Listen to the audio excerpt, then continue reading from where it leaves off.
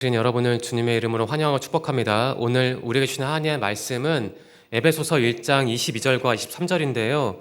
제가 쉬운 성경으로 읽겠습니다. 하나님께서는 만물을 그의 발 아래 두시고 그리스도를 교회의 머리로 삼으셨습니다. 교회는 그리스도의 몸이며 모든 것을 넘치도록 채우시는 분이 계신 곳입니다. 아멘. 저는 나이가 들어서 그런지 먹는 것을 예전만큼 아주 즐겨 하진 않습니다. 그런데 과일은 제가 볼 때는 평균 이상으로 먹긴 하거든요. 저는 겨울에는 주로 귤을 먹는데 오늘 또 수교가 저한테 이렇게 귤을 먹으라고 주긴 했습니다. 제가 귤을 사 먹을 때 귤의 종류나 특성을 연구하는 건 아니에요. 그냥 사 먹는 거죠.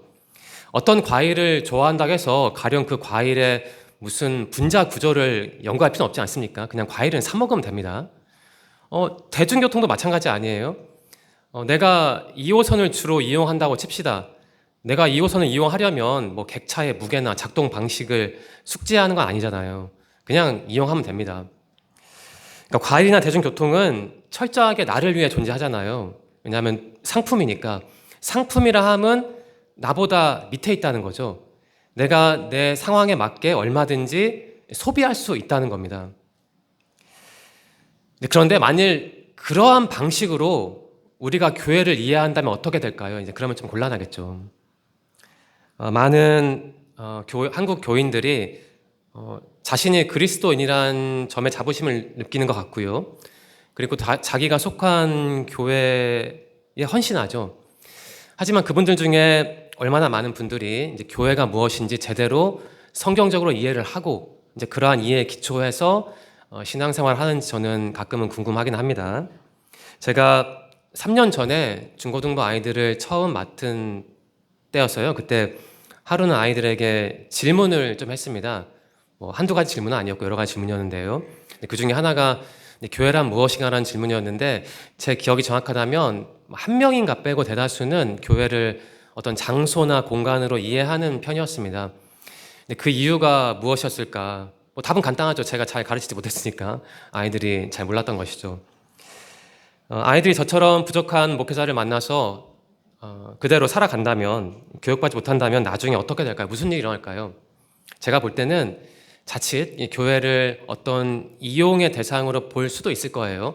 마치 과일 사 먹듯이, 마치 지하철 탑승하듯이요. 교회가 무엇인지 모르면 그건 좀 안타까운 일입니다. 자신에게도 안타까운 일이고 그 사람이 속한 교회 공동체에도 그렇게 좋은 소식은 아니죠. 그게 제 이 설교의 문제의식이었습니다. 제가 공동체라는 주제로 오늘 설교 포함해서 총 3번의 시리즈 설교를 하려고 합니다. 첫 번째 설교가 교회의 정의니까 이제 교회란 무엇인가라는 질문에 답을 하는 거죠. 이 자리에 계신 청년들 중에 주일학교 교사도 계신데 제 설교를 나름대로 좀 정리하고 가공하셔서 아이들을 가르칠 때 활용하시길 바랍니다. 네, 여러분 질문을 드릴게요. 교회란 무엇일까요? 첫 번째로 이렇게 답을 해보겠습니다. 그러니까 첫 번째 메시지인 거죠. 이렇게 답을 해볼게요. 교회는 예수님이 통치하시는 공동체입니다. 라고 정리하겠습니다. 22절인데요. 제가 한번 다시 읽겠습니다. 하나님께서는 만물을 그의 발 아래 두시고 그리스도를 교회의 머리로 삼으셨습니다. 라고 되어 있습니다. 이게 쉬운 성경 번역인데 첫 줄에 나온 그라는 인칭 대명사는 예수 그리스도를 의미하죠. 물론 논쟁이긴 합니다만 예수 그리스도가 맞죠. 그런데 그 다음에 이어서 나오잖아요. 그리스도라고. 그러니까 좀 번역이 좀 아쉽긴 하죠. 개역 개정이 더 좋은 것 같습니다. 그런데 쉬운 성경 번역이 개역 개정보다 좋은 부분이 있어요. 바로 이어지는 부분인데 보시면 이제 발 아래 두시고라는 표현 있잖아요. 시편 8편 6절을 인용한 거죠. 개역 개정 보시면 이게 복종이라는 단어가 나옵니다. 자칫 해석하기 따라서는 뭔가 좀 독재적인, 좀 군주적인 인상을 받을 수도 있죠. 자칫. 그런데 우리가 보는 쉬운 성경은 원문을 잘 번역을 했어요. 그냥 발 아래 이렇게 번역을 잘 했네요. 네, 하나님이 모든 것을 예수 그리스도의 발 아래 두셨다. 이게 무슨 말인가? 간단하죠. 모든 것을 그분의 주님의 예수님의 권위 아래 두셨다는 거예요. 권위라고 해서 강압적인 느낌을 인상을 받을 필요는 없습니다. 이제 권위 아래 주셨다는 얘기는 어떤 질서와 구조를 이제 세웠다는 얘기죠. 강압이 아니에요. 그리고 또 강압 그런 거는 하나님의 성품과도 어울리지가 않죠. 가령 그 창세기를 보시면 하나님께서 창조하신 다음에 보기 좋았더라는 말씀하셨잖아요. 네, 22절 전반부는 이걸 말하는 겁니다. 하나님이 모든 권위를 예수 그리스도에게 주셨다. 이어지는 후반절도 비슷해요. 같은 흐름이에요. 자, 보시면 오늘 설교의 주제와 관련해서 중요한 내용이 나옵니다. 어떤 내용인가요? 하나님이 예수님을 교회의 머리로 삼으셨다는 거예요. 뭐 단순한 어떤 행정적인 리더십을 말하는 것은 아니고 생명의 근원이라는 얘기죠, 예수님이. 자, 교회는 무엇이냐면 이제 그리스도의 권위 아래에 있는, 그리고 그분으로부터 생명을 받는 공동체라는 겁니다. 그러니까 이 점을 기억하시기를 바랍니다. 네, 제가 첫 번째 메시지 정리하면서 이렇게 말씀드렸잖아요. 교회는 예수님이 통치하시는 공동체라고요. 여기서 통치라는 단어에 한번 집중해 보시기 바랍니다. 제가 전에도 여러 차례 말씀을 드렸는데요. 우리가 천국이라 하면 뭐 같은 표현이 뭐 하늘나라, 또 하나님 나라잖아요.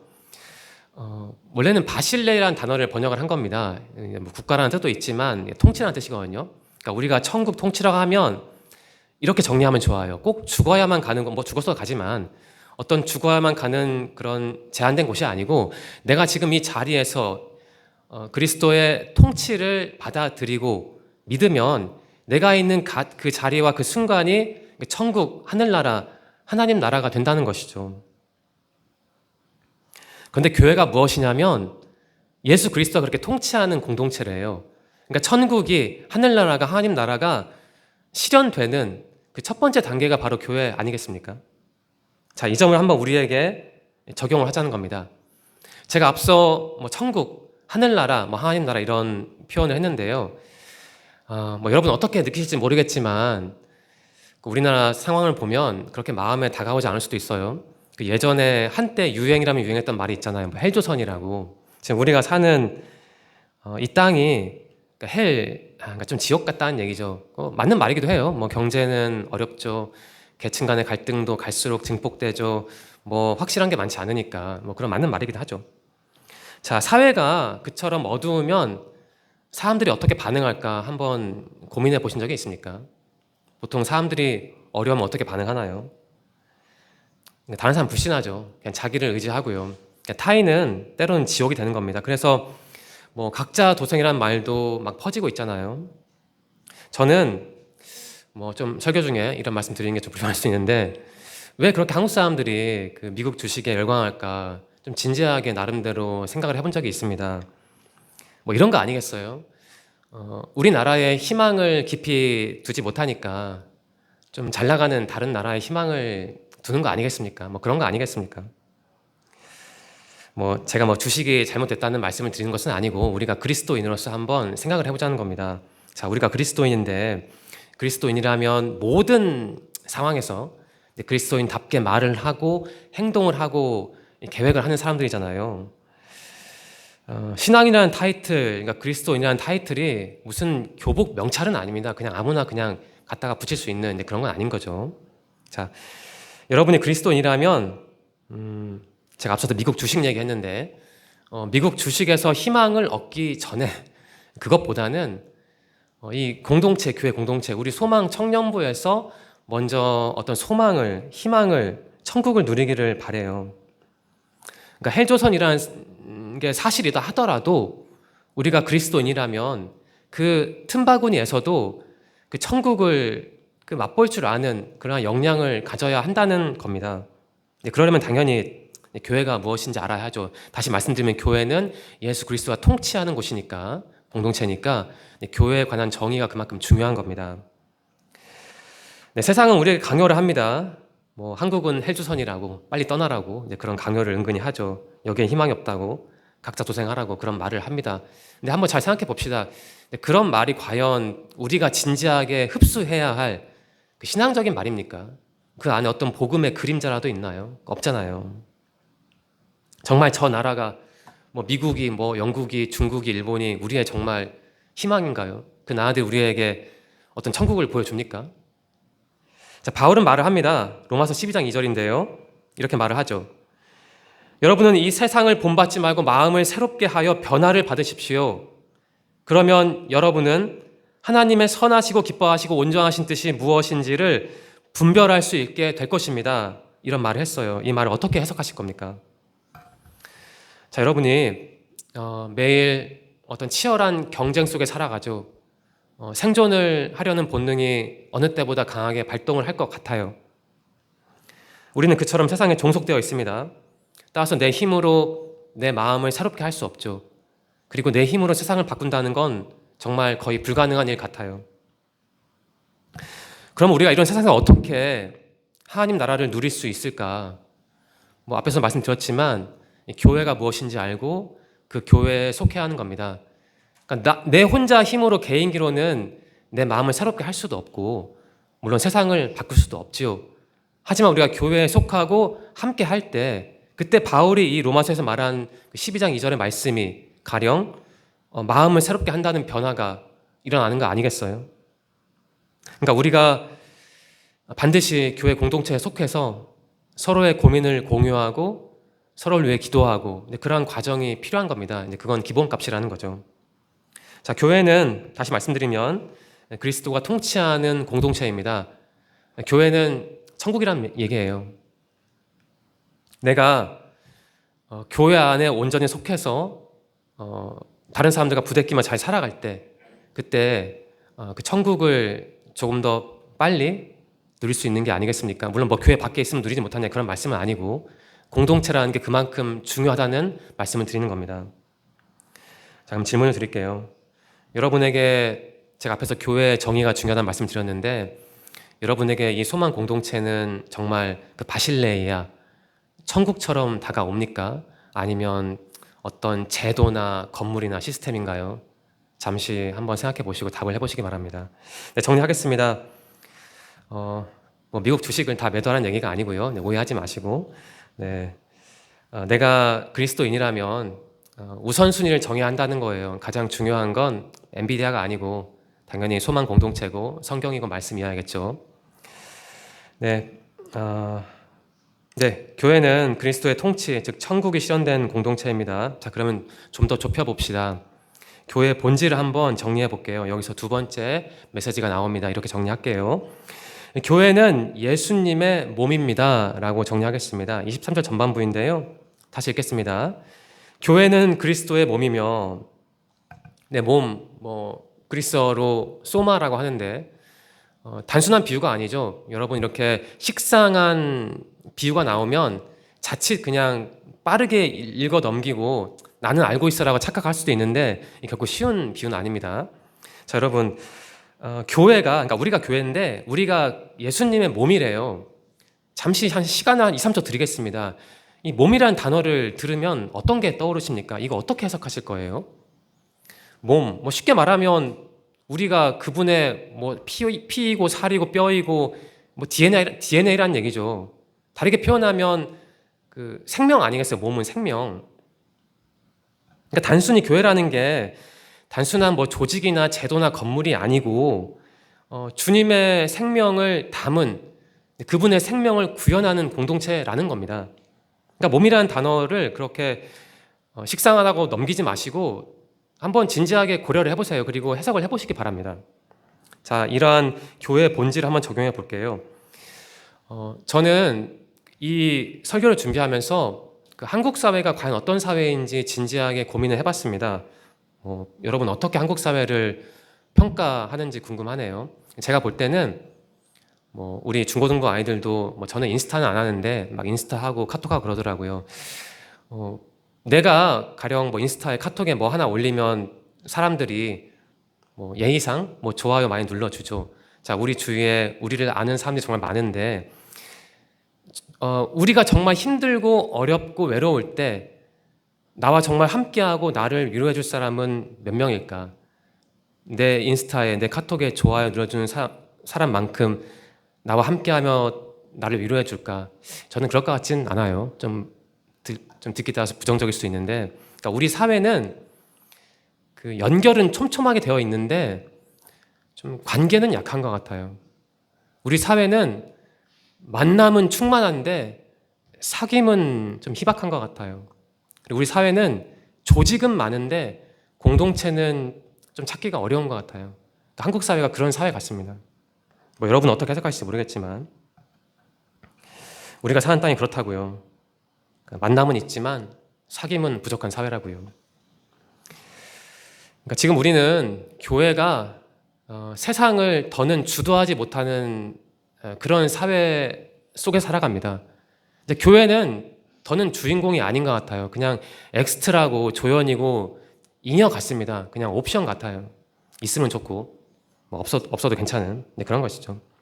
제가 예전에 그 온누리교회 전 담임 목사님이었던 고 하용주 목사님의 다큐멘터리를 본 적이 있습니다. 그게 3편짜리인데 여러분도 한번 보세요. 그분이 이제 설교를 하시면서 온누리교회에서 이런 말씀을 하셨어요. 제가 그대로 읽어드릴게요. 교회는 이 세상의 유일한 희망이며 역사의 주체입니다. 하나님의 마지막 방법입니다. 교회 외에는 대안이 없습니다. 뭐 얼마나 이런 말씀이 여러분의 마음에 그 파장을 일으킬지 궁금하긴 합니다. 뭐 좀 개인적인 이야기지만 제가 뭐 자세히 말씀드릴 필요는 없고요. 좀 목회자가 되어야겠다. 뭐 신학을 전공했지만 다른 일을 하다가 이제 목회의 길을 걸어가야겠다라고 마음을 먹고 이런저런 작업을 했는데요. 그때 그 옥하는 목사님의 다큐멘터리하고 이 하용재 목사님의 다큐멘터리를 반복해서 봤습니다. 물론 제가 봤지만 어떻게 그렇게 보게 됐어요. 자, 여러분, 이분이 이런 말씀하셨잖아요. 그 교회는 유일한 희망이다. 교회 외에는 대안이 없다. 이분의 말씀이 제가 목회의 길로 가는데 뭐 결정적인 역할을 하기도 했습니다. 자, 여러분, 세상에서 많이 소외를 겪고 힘든 일이 많을 텐데 그때 여러분을 위로하는 게 진짜 여러분에게 참된 위로를 주고 앞으로 나아갈 힘을 주는 게 소망 청년부입니까? 여러분 누구한테 위로를 얻어요? 여러분은 힘들 때 어떻게 앞으로 그 전진할 동력을 얻습니까? 이 소망 청년부가 정말 여러분에게 그런 힘과 동력을 주는 공동체인가요? 여러분이 이 공동체에 속하고 자부심을 느끼고 내가 교회가 무엇인지 제대로 정의를 한다면 어떻게 그걸 증명할 수 있을까? 내가 진짜 힘들 때 이 공동체에서 힘을 얻는지 많은지 그걸 확인하시면 될 것 같아요. 저는 여러분이 이 공동체를 그 옵션으로 여기지 않기를 바랍니다. 그냥 있으면 좋고 없어도 그만인 그런 자동차 썬루프 같은 그런 대상으로 보지 않기를 바랍니다. 우리가 이 청년 공동체를 제 앞에서 예수의 몸이라는 표현이 나왔는데 예수의 몸된 공동체로 믿는다면 어떻게 해야 할까? 뭐 간단하죠. 좀 서로에게 관심을 주고 좀 아픈 형제 자매가 있다면 뭔가 내가 할 수 있는 범위 내에서 내가 가진 걸 주고 그 사람이 아예 좀 흔들리다가 아예 무너지지 않게 막아주고 설령 넘어지면 이렇게 세워주는 그러한 실천을 끊임없이 해야 하는 것이죠.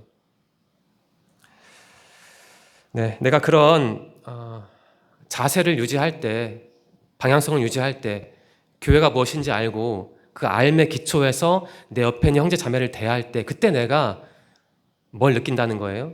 그러니까 천국을, 하나님 나라를 느낄 수 있다는 겁니다. 여러분에게 이 소망 공동체가 예수님의 몸된 공동체, 하나님 나라, 천국이기를 소망합니다. 네, 정리할게요. 교회는 그리스도의 몸이래요. 피와 살이라는 거죠. 그렇다면 질문이 생기죠. 내가 교회인데 내가 예수 그리스도의 몸이라면 나는 앞으로 어떻게 살아가야 할까? 이러한 질문을, 좀 실천적인 질문을 해야 하지 않겠습니까? 네, 여기서 세 번째 메시지를 정리하겠습니다. 이렇게 정리할게요. 교회는 예수님의 충만함을 전하는 공동체입니다. 23절 후반부인데요. 다시 읽겠습니다. 모든 것을 넘치도록 채우시는 분이 계신 곳입니다. 자, 흐름을 다시 한번 정리하겠습니다. 지금 우리는 다른 걸 하는 건 아니고요. 교회가 무엇인지 정리하는 겁니다. 첫 번째 교회가 뭐냐? 예수 그리스도가 통치하는 공동체다. 그러니까 천국이라는 얘기죠. 그럼 두 번째 교회는 무엇이냐? 그분의 몸이다. 그러니까 단순한 조직이나 시스템이 아니고 유기적인 관계 공동체이다라는 말씀을 드린 거예요. 우리가 교회를 예수님의 통치라는 관점에서 받아들이고 그리고 교회를 예수님의 몸으로 인정한다면 그 다음에 해야 할 일은 뭘까라는 질문을 해야 하죠. 그런 예수님의 충만함을, 여기서 충만함은 그분의 생명인데요. 그 몸이란 단어도 그 생명을 의미하죠. 그 생명을 세상에 전하는 역할을 해야 한다는 겁니다. 자, 개역개정은 충만이라는 단어를 썼어요. 이제 번역이 잘 된 건데, 충만하다는 것은 단순히 어떤 물리적인 가득 참은 아니고, 뭐 앞에서 그 단어를 썼지만 그 하나님의 능력이 충분히 스며든 상태, 뭐 그 정도로 이해하시면 좋을 것 같네요. 자, 이제 교회는 이제 그리스도의 충만함을, 그 생명을, 사랑을 담지하는 곳이고, 가득 담은 곳이고, 또 마땅히 그것을 밖으로 흘러 보내야 하는 그런 역할을 해야 한다는 겁니다. 이제 비유를 하자면 교회는 저수지라는 거예요. 그분의 생명을 담아두어야 하지만 그 상태에서 머물면 안 되고 그걸 밖으로 보내야 한다는 거죠. 그러니까 이 23절 후반부에 교회의 정의와 사명이 둘 다 나오는 겁니다. 보통 내가 뭔가 많이 가지고 있으면 늘 항상 그런 건 아니지만 남에게 뭔가를 줄 마음이 생기잖아요. 내가 뭔가 충만하면. 그러니까 비슷한 것 같아요. 우리 안에 예수 그리스도의 그런 충만함이, 생명이, 사랑이 가득 차 있다면 그게 마땅히 밖으로 흘러 넘치지 않을까, 내 주위 형제 자매에게 뭔가를 주지 않을까, 이제 저는 그런 말씀을 드리고 싶은 겁니다. 그러니까 제가 강조하고 싶은 것은 내가 교회를 제대로 이해하고 하나님의 말씀을 알고 오늘 설교 주제 공동체, 달리 말하면 천국을 살아내는 사람이라면 그걸 어떻게 증명할 수 있을까? 내가 다른 형제 자매에게 어떻게 하는지 그걸 보면 알 것 같아요. 뭔가 그 사람에게, 힘든 사람에게 위로를 하는 사람인지, 내가 그에게 뭔가 필요한 걸 제공을 하는지, 아니면 그저 저수지처럼 내 안에 물만 담아둘 것인지, 그 차이를 확인하시면 여러분이 어느 지점에 있는, 어느 수준의 신앙인지 알 수 있을 겁니다. 자, 한번 이 점을 적용해 봅시다. 요즘 청년들이 겪는 상황을 보면, 뭐 제가 앞에서 충만이라는 단어를 인용을 했는데 사실 충만과는 거리가 많이 멀죠. 이런 단어가 좀 어색하고 심지어 이국적으로 느껴지기도 합니다. 왜냐하면 많은 청년들이 결핍에 시달리지 않습니까? 우리가 힘들 때 그렇게 힘든 상황에 자꾸 얻어맞을 건 아니고 이제 극복을 해야 하는데, 한번 생각을 해봤어요. 어떻게 극복할 수 있을까? 뭐 여러 가지 방법이 있겠지만 여러분이 힘들 때 여러분의 정체성을 한번 확인해 보시기 바랍니다. 내가 뭐 하는 사람이지? 하나님과 나의 관계는 어떤 것이지? 그런 고민을 하길 바라요. 그리고 그런 고민을 할 때 반드시 내가 속한 교회 공동체를 개입시키길 바랍니다. 그러니까 제가 드리고 싶은 말씀은, 내 신앙의 정체성은 뭐 내가 뭐를 한다, 내가 성경을 읽는다 이런 차원으로 규정할 수 있는 건 아니고, 내가 속한 공동체와 내 존재가, 신앙 정체성이 맞물려 있으니까 내 정체성을 규정할 때 내가 속한 교회를 꼭 알아야 한다는 겁니다. 이 교회가 나에게 어떤 의미인지, 더 쉽게 말하면 이 교회가 나에게 뭘 줄 수 있는지, 뭘 주었는지, 이제 그걸 계속 생각을 해봐야 한다는 거예요. 자, 여러분이 여기 있다는 건 다른 의미가 아니죠. 하나님이 여기로 부르셨다는 겁니다. 왜 부르셨냐? 이 말씀에 기초하면 그분의 생명을, 능력을, 사랑을 우리에게 주시려고, 그 통로가 내 옆에 있는 형제 자매인 겁니다. 그래서 그만큼 공동체가 중요하다고 제가 자꾸 강조를 하는 거예요. 자, 여러분의 고민이 있을 거예요. 뭐 경제적인 고민이겠죠. 인간관계에 관련된 고민이겠죠. 그런 문제가 있을 때 그냥 단순히 그러한 문제를 어떻게 하나님 잘 이용해서 빨리 풀어보려고 하지 말고, 어떻게 하면 좋냐? 그냥 그런 문제를 일단 남겨두고 하나님이 나에게 어떤 걸 주셨는지 그 은혜를 기억하시면 좋겠어요. 은혜가 뭐겠어요? 그분이 나에게 주신 걸 기억하는 거잖아요. 내 삶의 문제를 꼭 내 방식대로 해결해야만 내가 그리스도인답게 살 수 있다면 정말 그리스도인답게 살 수 있는 사람은 많지 않을 겁니다. 꼭 삶의 문제가 있을 때 그 문제 자체를 바라보기보다는 그 대신 내가 속한 공동체, 내가 그들에게 뭘 줄 수 있고 그들로부터 어떤 것을 제공받을 수 있을지, 그런 걸 한번 고민해 보시길 바라요. 자, 제가 전에도 말씀드렸습니다. 인생의 문제는 죽을 때까지 끝이 없죠. 끊임없이 문제가 생길 겁니다. 그럼에도 하나님이 살아계시다라는 걸 우리가 알아야 하는데, 둘 중에 하나 같아요. 그러니까 문제는 많다. 하지만 하나님은 살아계신다. 내가 그 둘 중에 어느 쪽에 좀 더 가까운가? 그걸 확인하시면 내 신앙의 색깔과 수준이 보일 것 같아요. 자, 정리하겠습니다. 예수님의 충만함이 나를 채운다는 말은요, 내가 그분을 발판 삼아 내 인생 문제 해결하고 성공한다는 건 아니죠. 그럼 무엇인가?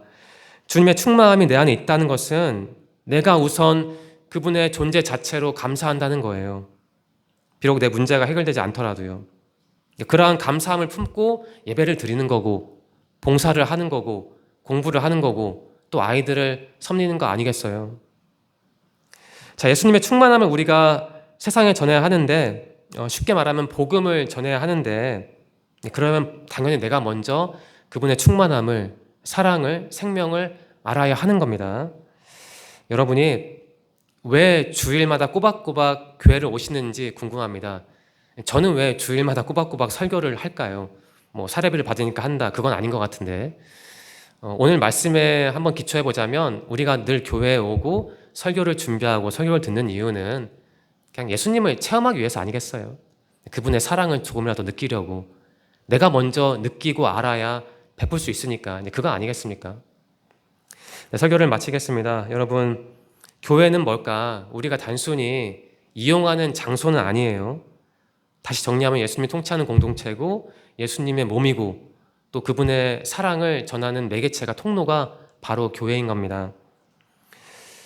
여러분이 권면을 드리면 종교 소비자라는 말이 있더라고요. 이 교회를, 신앙을, 예배를, 설교를, 기도를, 말씀을 소비하는 사람이 아니라 그 말씀을 꼭 살아내는 사람이 되길 바랍니다. 그러니까 종교인으로 사시지 말고 꼭 신앙인으로 살길 바라요. 종교인과 신앙이 어떻게 구분할 수 있냐? 교회가 무엇인지 과연 근사하게 정의를 할 수 있는지, 그리고 그 정의의 기초에 살아가는지, 아니면 그저 교회를 시스템과 제도로 아는지, 그거 확인하면 되죠. 자, 여러분, 이 소망 청년부가 여러분에게 단순한 모임이 아니길 바랍니다. 그리스도가 통치하는 공동체이길 바라고, 그리스도의 몸이길 바라고, 그리고 여러분이 이 소망 공동체를 통해 세상에 그분의 생명을 전하는 그런 역할을 하기를 바랍니다. 자, 새로운 한 주가 시작하는데요, 이번 주에도 이 말씀을 묵상하시고 여러분에게 소망 공동체가 무엇인지 한번 진지하게 고민하시고 이 공동체를 옵션으로 보지 말고 꼭 소중하게 여기시기를 간절히 바랍니다. 네, 기도하겠습니다. 하나님 감사합니다. 오늘도 귀한 말씀으로 우리의 마음을 정돈해 주시니 감사합니다. 오늘 우리는 말씀을 통해 깨닫고 배웠습니다. 주님은 교회의 머리이시며 우리는 주님의 몸이라는 사실을 배웠습니다. 주님의 통치가, 그 천국이, 하늘나라가 우리 소망 청년부 안에 온전히 이루어지게 하시고 우리 각 사람이 교회를 세워가는 지체로 살게 하옵소서. 우리가 교회를 이용하는 사람이 아니라 교회를 통해 세상을 섬기고 세상을 변화시키는 사람이 되게 하옵소서. 그리고 우리의 말과 행동 속에 주님의 충만함이 넘치게 하시고 이곳이 우리 소망 공동체가 주님의 다스림이 드러나는 살아있는 공동체가 되게 하옵소서. 예수님의 이름으로 감사하며 기도드립니다. 아멘.